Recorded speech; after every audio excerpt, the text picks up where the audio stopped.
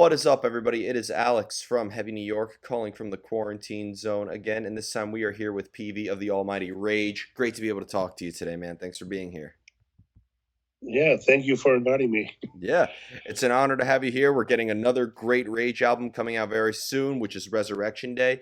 Do you just want to talk about like how the making of this album was in terms of, was this just picking up where you left off after the Wings of Rage, or was this like a new start? How did Resurrection Day sort of see the light of day? Yeah, there was a few unexpected things happening in between. I started with the planning of the whole thing by the end of 2019, when I had already for most of the songs the skeleton versions, like the harmonies, chordings, melodies, loose riffs, loose grooves.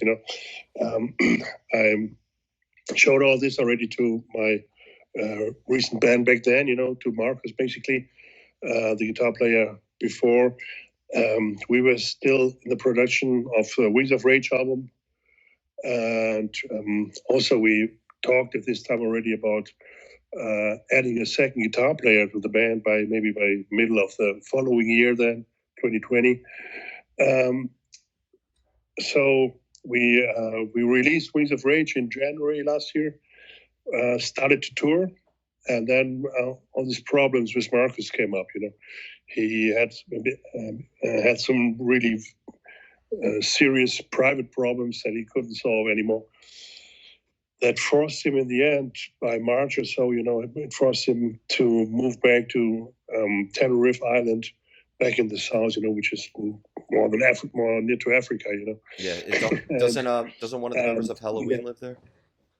Yeah, it was really some private problems that forced him to quit. Then at this point, he couldn't continue playing in Rage or playing in general. We're still friends, and I promised him not to pull this into public. What happened to him. It has nothing to do with the band or so. However, we were here in Europe. We had a big lockdown. We couldn't continue touring. We sat at home, and I had no guitar player anymore. And then I remembered the idea that we had to bring Stefan already in the band. So I asked him first. He was directly on fire. And then we also added Gene Borman, another guy that lives here in near my area, and know him already since a couple of years. Nice guy, and so those two guys might be able to work together pretty good, which I was right then. Happily, they really harmonized really good together and like each other, so there's no ego problems or competition among those two guys. Yeah, then we had plenty of time to work on new songs, to time that both new guys could use to grow into the whole thing, to grow into the band and to understand what it's about, And we wrote shitloads of songs, I have to say, way more than we needed for the album. We had plenty of time to record the stuff, and it comes out by 2 weeks or so, I guess, right? Yeah. 17th of September. Yeah, we set up a tour already, but who knows if we'll be able. Yeah. The pandemic situation over here in Europe is also still not solved and a bit weird. Restrictions and rules are changing every week. I guess you can sing the same song, right? Yeah. Well, what I wanted to ask you is just because out of all the artists I've interviewed on this channel now, I think you have the biggest discography for Rage. I mean, you have so many different albums and so many different EPs, and I'm very impressed with how prolific you are. Have you always taken a new approach to every single album you made, or is there kind of like a Rage formula that you tend to stick with that apply to the songwriting of every album? I guess there is a kind of formula, but it's not that I could really describe it. It's a way how I compose. Mostly, I come with this kind of skeletal song, and then I offer it to the rest of the band to join it or to bring in their own ideas, But mostly, the basic song comes from me, and this is probably the typical Rage sound or so, Also, we have, of course, a lot of sound elements, that come from different angles. Like it comes from some thrashy side, over very hymnic metal songs, and we have this kind of epic orchestrated stuff. All this together makes a kind of unique sound, that not every band has. And this is, of course, not the answer on why we did so many albums. Yeah. And I cannot really say why. How do you like, I know it's kind of a cliche question to ask, but like how do you manage to stay inspired so many times? Because a lot of artists I've talked to, they put an album out and then they're kind of like in artists like, they kind of have like enough, they don't want to do any more songwriting for a little bit until the album cycle's over. Like how does inspiration keep coming to you? From the universe, from outside. I have a lot of good ideas most of the time. I always have a guitar around me here, and sometimes the ideas come to me while I'm sleeping. And when I wake up with a brilliant melody in my head, and I collect all this stuff all the time. So there's never really a need for new ideas or so. Because I have already so many. How does this inspiration come? I don't know. It always was for me like this, For me, it appears normal, and sometimes I wonder why other bands need like 5 years or so to bring up a new release, which would be weird for me. Well, I mean, and the world has changed a lot since the days when Rage was called Avenger as well. When you compare Prayers of Steel and see how much the world has changed to Execution Guaranteed to now, like I mean, has the changes in the world maybe influenced your songwriting as well, and like what you would sing about lyrically and whatnot? Probably yes. I mean, sometimes I write a lot of stuff about actual developments, in society or in politics or so. But my view on the world didn't really change too drastically over the years. Basically, I lived the same life, for 40 years. Pretty much the same life, making music, going out, traveling a lot. Playing the stuff for other people, and yeah. So I wouldn't really say that for me personally, too much has changed in the development. Hmm. You've also collaborated with a lot of artists outside of Rage as well, such as Axel Rudy Pell and Destruction and many other great bands as well. Has maybe collaborating with other artists allowed you to bring in, maybe teach you new things to bring into Rage as well? Yes. I mean, when you're just a guest singer on some other friend's album, like what you mentioned, that it won't be such a big thing to learn from something. I learned a lot playing with orchestras, this kind of stuff, of course. These things that you mentioned, that doing some guest vocal stuff, this is good fun, when I have a lot of friends here in this business, of course, from other bands, know the guys now since such a long time, when someone just asks, like, would you like to sing some stuff on my new album? Then, yeah, sure. It's good fun, meet the guys, have some nice time, And same would be if I would ask them, would you like to sing on something on my next album? They would also surely say yes. So this is more like a friendship thing. Yeah. And I mean, being a fellow German band too, I mean, with you guys and Accept and Destruction and Sodom and Creator and so many other great bands, I'd imagine that there's almost kind of like there is a sound. I feel like it's almost a genre as much as a region of German metal, right? Yeah, I guess it was even bigger back then, late 80s, 90s or so. I don't know. There's the younger generation of German bands that is coming up now. They play more metalcore stuff. They don't sound that typical German anymore, I would say. But of course, I agree. There was this kind of trademark like German metal, which was especially in Japan extremely popular. Yeah, I've noticed that too. Like whenever like a band, like a lot of those German bands, they'll play at like a Live Nation venue here, but like in Japan or something like that, they're playing like stadiums. Yeah, around this, yeah. Yeah. Um, and when it comes to like the lyricism that you incorporate in Rage as well, have you ever thought like very conceptually, like do you almost think of lyrics that could help influence the sound as well, or do you need music before lyrics come into place? Basically, this works pretty independent from me.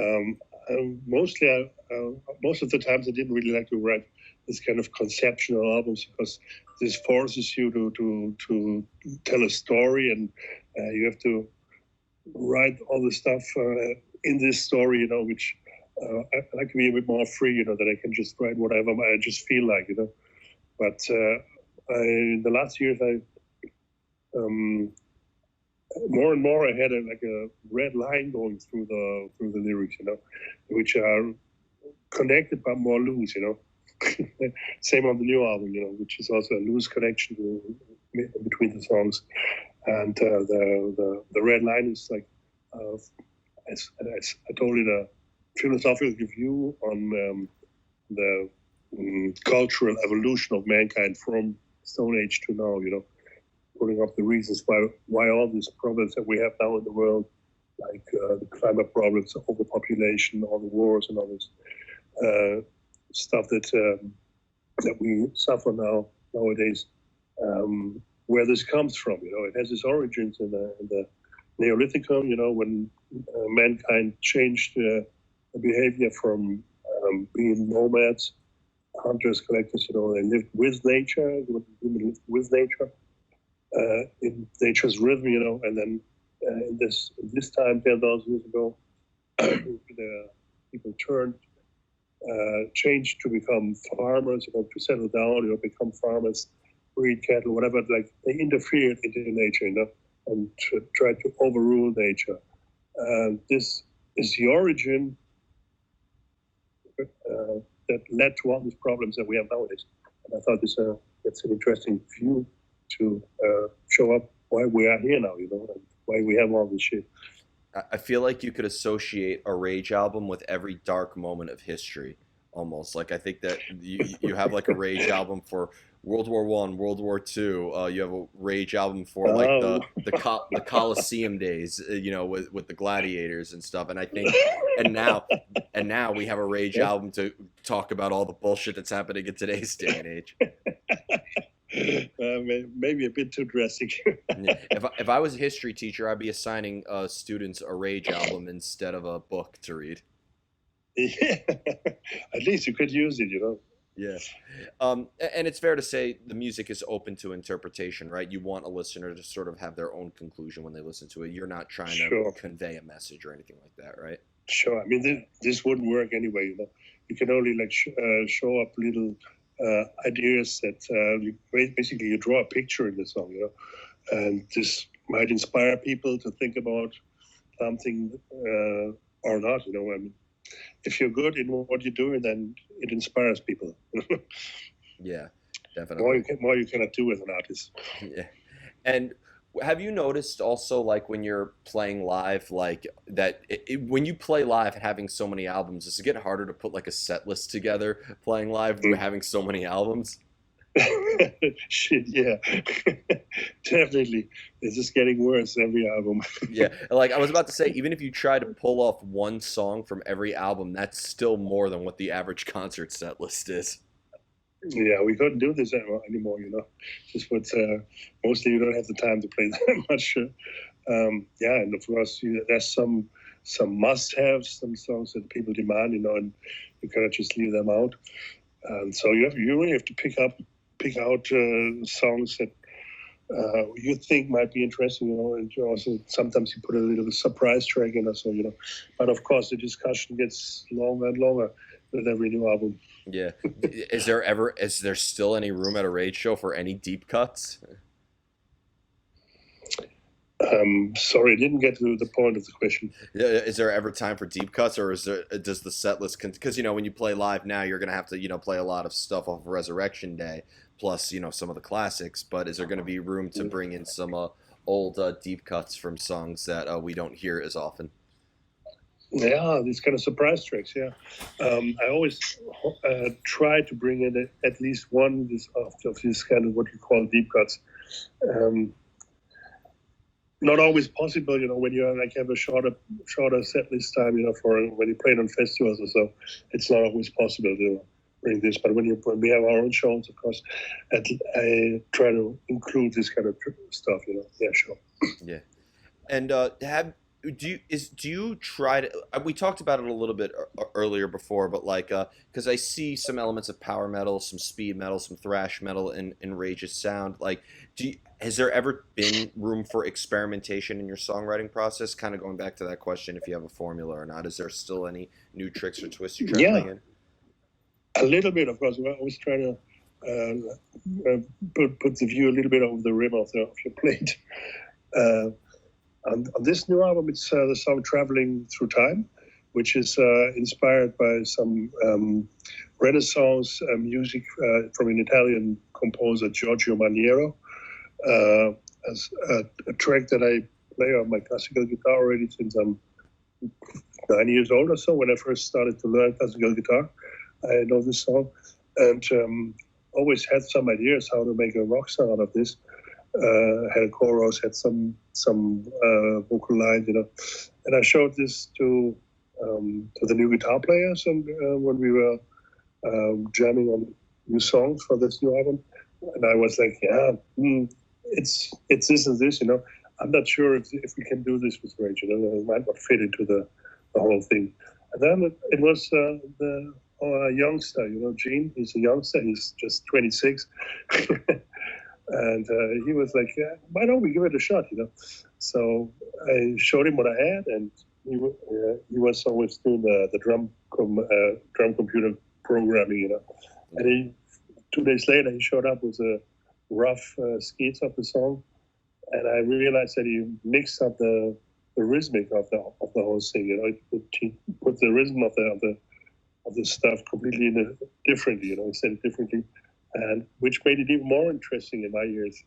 Yeah. So this was when it started, and then they became more and more secure that this could fit into what we're doing here.